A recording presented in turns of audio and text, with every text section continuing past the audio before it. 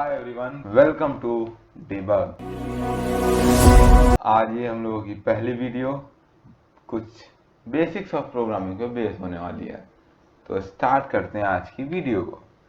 तो सबसे पहला क्वेश्चन आज का है कि व्हाट इज कंप्यूटर। तो कंप्यूटर क्या होता है? अगर 6-7 क्लास की भाषा में बात करें तो कंप्यूटर एक इलेक्ट्रॉनिक डिवाइस है that store, arrange, manipulate the data and perform the specific task. जो हम लोग उसे देते हैं या कहने करवाने के लिए कहते हैं। तो कंप्यूटर, अगर कंप्यूटर को डेटा स्टोर करना है तो उसके लिए भी हम लोगों को कुछ ना कुछ सेट ऑफ इंस्ट्रक्शंस देने पड़ेंगे। डेटा को मैनिपुलेट करने के लिए उसे सेट ऑफ इंस्ट्रक्शन देने पड़ेंगे। कंप्यूटर से कुछ भी करवाना है, अगर फोल्डर का नाम चेंज करवाना है, उसके लिए भी कुछ सेट ऑफ इंस्ट्रक्शंस कंप्यूटर को देने पड़ेंगे। तो इन सेट ऑफ इंस्ट्रक्शंस को ही प्रोग्राम कहते हैं। और यही प्रोग्राम जब एक्यूमुलेट होते हैं और इनको जब हम लोग अरेंज करते हैं तो यही एक सॉफ्टवेयर बनते हैं। जैसे कई सॉफ्टवेयर हम लोग अपनी डेली लाइफ में कंप्यूटर पे इस्तेमाल करते हैं, जैसे notepad, word, power point and many more. तो अब जैसे देख सकते हैं कि यहाँ पे हम लोग कई बार प्रोग्राम कर रहे हैं। जैसे कंप्यूटर को पहले हम लोग को प्रोग्राम करना होता है किसी स्पेसिफिक टास्क को करवाने के लिए। तो यहीं से एक नई डेफिनेशन निकल के आती है, थोड़ी मॉडिफाइड, कि कंप्यूटर एक इलेक्ट्रॉनिक प्रोग्रामेबल डिवाइस है। मतलब हम लोग कंप्यूटर को प्रोग्राम कर सकते हैं कि वो एक टास्क कैसे करे, किस तरीके से करे, कब करे और क्यों करे। ठीक है। तो कंप्यूटर को हम लोग टास्क बताना है तो अब यहाँ पे बात आती है कि कंप्यूटर को हम लोग टास्क बताएंगे कैसे। कंप्यूटर तो केवल 1 और 0 की भाषा समझता है। तो कंप्यूटर को कैसे बताएं कि तुम्हें इन दो नंबर्स को ऐड करना है या यहाँ पे फोल्डर का नाम बदलना है। तो यहाँ पे काम होता है प्रोग्रामिंग लैंग्वेजेस का। तो अब प्रोग्रामिंग लैंग्वेजेस आती हैं, तुम्हें बताती हैं कि कैसे तुम्हें एक स्पेसिफिक टास्क परफॉर्म करना है। तो देखते हैं कि प्रोग्रामिंग लैंग्वेज क्या होती है। तो प्रोग्रामिंग लैंग्वेज देखने से पहले समझते हैं कि लैंग्वेज का मतलब क्या है। तो लैंग्वेज, अगर सीधे बोलें तो लैंग्वेज मोड ऑफ कम्युनिकेशन है। कैसे एक पर्सन अपने आइडियाज, एक्सप्रेशंस, व्यूज, ओपिनियंस को दूसरे के साथ शेयर करता है। जैसे इस समय मैं अपनी नॉलेज को तुम्हारे साथ शेयर कर पा रहा हूँ, किस मोड ऑफ कम्युनिकेशन से? लैंग्वेज के जरिए से। मुझे तुम्हारी लैंग्वेज आती है तो मैं शेयर कर पा रहा हूँ। अब कंप्यूटर तो 0 और 1 की लैंग्वेज समझता है, तो हम लोग कैसे उसके साथ शेयर करेंगे? 0 1 की तो लैंग्वेज आती नहीं है। तो यहाँ पे प्रोग्रामर्स ने क्या किया कि प्रोग्रामिंग लैंग्वेज बनाई। तो प्रोग्रामिंग लैंग्वेज क्या होती है? लैंग्वेज जिससे हम लोग कंप्यूटर के साथ कम्युनिकेट करते हैं। एक यूजर कंप्यूटर को बताता है कि इन दो नंबर्स को ऐड करना है। किसके जरिए बताता है? प्रोग्रामिंग लैंग्वेज के जरिए, कि इन दो नंबर्स को तुम्हें ऐड करना है। तो प्रोग्रामिंग लैंग्वेज बनी। कितनी बनी? बहुत सारी डिफरेंट डिफरेंट प्रोग्रामिंग लैंग्वेज बनी, जैसे सी, सी प्लस प्लस, पाइथन, जावा, पीएचपी, जावा स्क्रिप्ट और रूबी, और भी बहुत सारी। तो अब अगर हम लोग देखें इस पे कि कितनी सारी लैंग्वेजेस बनाई गई। अब जैसे मैं और तुम बात कर रहे हैं, एक ही लैंग्वेज में समझ रहे हैं कि लैंग्वेज आती है हम लोगों को। तो इतनी सारी लैंग्वेज क्यों बनाई गई? एक से काम नहीं चल रहा था क्या? तो अगर हम लोग बात करें कि इतनी सारी लैंग्वेज क्यों बनी, अगर सोचा जाए तो क्यों बनी जा सकती हैं, तो बड़े सोचने ढूंढने के बाद पता चला कि इतनी सारी लैंग्वेज बनाई इसलिए गई क्योंकि हर लैंग्वेज के बनाने के पीछे एक कारण था। जैसे गेम डेवलपमेंट हम लोगों को करना था कि गेम कैसे बने, उसके लिए C plus plus, C sharp का इस्तेमाल हुआ। अब वेब डेवलपमेंट, वेबसाइट बनानी है हम लोगों को, उसके लिए HTML CSS का इस्तेमाल हुआ। ऐप डेवलप करना, उसके लिए जावा, कॉटलिन, इन जैसी प्रोग्रामिंग लैंग्वेज का इस्तेमाल हुआ।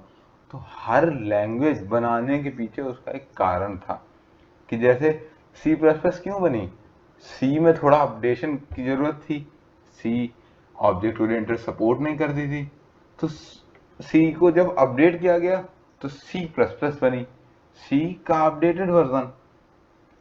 तो इसलिए ये अलग अलग प्रोग्रामिंग लैंग्वेज बनी।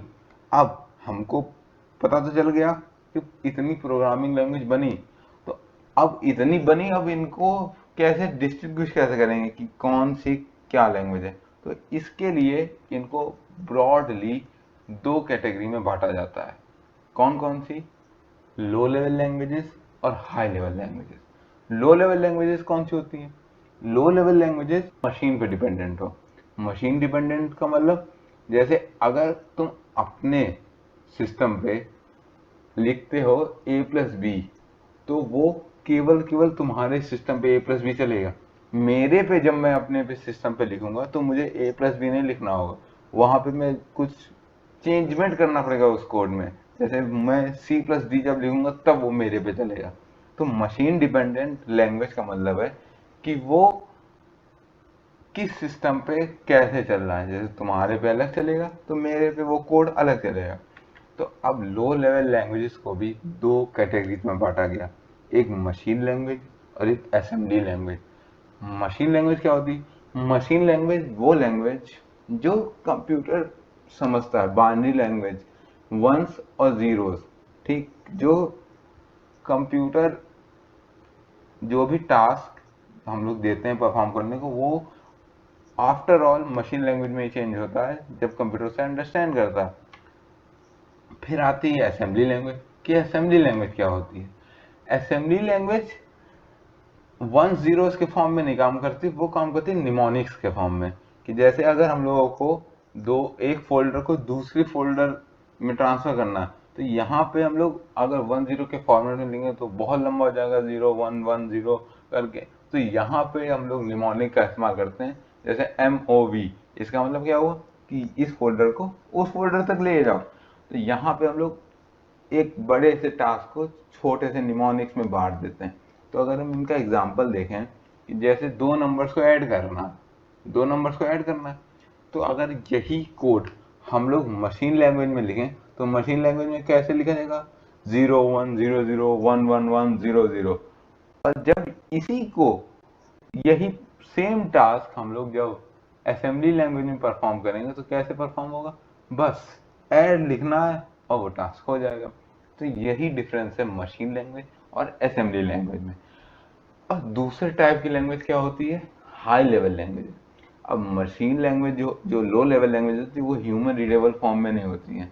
मतलब ह्यूमन अगर पढ़ना चाहें तो पढ़ तो सकते हैं, मगर आसानी से इंटरप्रेट नहीं कर पाएंगे कि वो लिखा क्या है।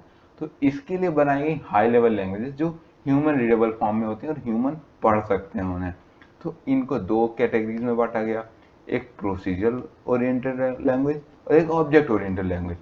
प्रोसीजरल ओरिएंटेड लैंग्वेज मतलब जो मेन फोकस उनका फंक्शंस पे होता है, डेटा पे होता है कि फंक्शंस कैसे काम करते हैं। और ऑब्जेक्ट ओरिएंटेड लैंग्वेज क्या होती है? ऑब्जेक्ट ओरिएंटेड लैंग्वेज ऑब्जेक्ट्स पे ज़्यादा फोकस करती हैं, फंक्शंस पे कम करती हैं। तो ऑब्जेक्ट्स पे ज़्यादा रिलाई करती हैं। अब इतनी टाइप की लैंग्वेजेस बनी, मगर इतनी लैंग्वेजेस काम क्या है? कंप्यूटर तो वंस और जीरोस के फॉर्म में करता है, मगर हम ह्यूमंस वंस और जीरोस में लिख नहीं सकते हैं। अगर तुम a प्लस बी लिखने चलोगे वन और जीरो में तो लिख ही नहीं पाओगे, अगर सिंपली बात करी जाए। तो यहाँ पे काम इसी के लिए हाई लेवल बनाई गई थी, मगर हाई लेवल कंप्यूटर तो समझता नहीं है। तो हम लोगों को अब इन्हीं हाई लेवल को मशीन लैंग्वेज में कन्वर्ट करना है। तो अब हाई लेवल को मशीन लैंग्वेज में कन्वर्ट करने के लिए काम आते हैं ट्रांसलेटर्स।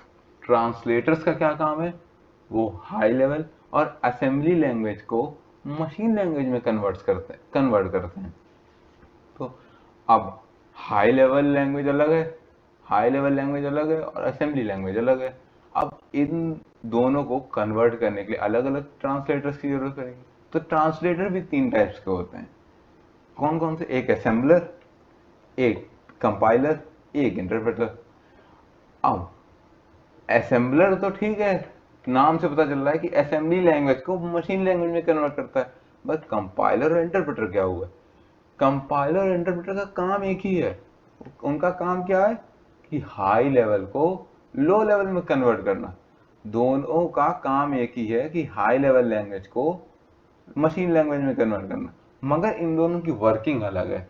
जैसे कंपाइलर जो है पहले पूरा प्रोग्राम सर्च करता है कि एरर है कि नहीं है, फिर उस प्रोग्राम को ऑब्जेक्ट कोड में बदल देता है।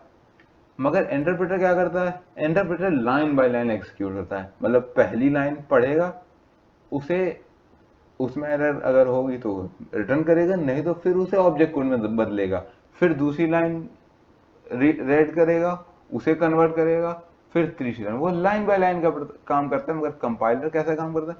कंपाइलर पूरा प्रोग्राम एक बार में सर्च करता है और फिर वो ऑब्जेक्ट कोड में चेंज कर देता है। तो ये ट्रांसलेटर का काम हो गया। अब ये था बेसिक्स, जो कि हम लोग एक लैंग्वेज पढ़ने से पहले यूज करते हैं। तो अब जो नेक्स्ट वीडियो हम लोगों की होने वाली है वो होगी सी लैंग्वेज पे। तो हम लोग नेक्स्ट वीडियो में सी पढ़ेंगे। तो अगर आपके कोई डाउट्स हो तो प्लीज़ कमेंट सेक्शन में डाल दीजिएगा। And thank you everyone for staying with me so long. Thank you and please like, share and subscribe.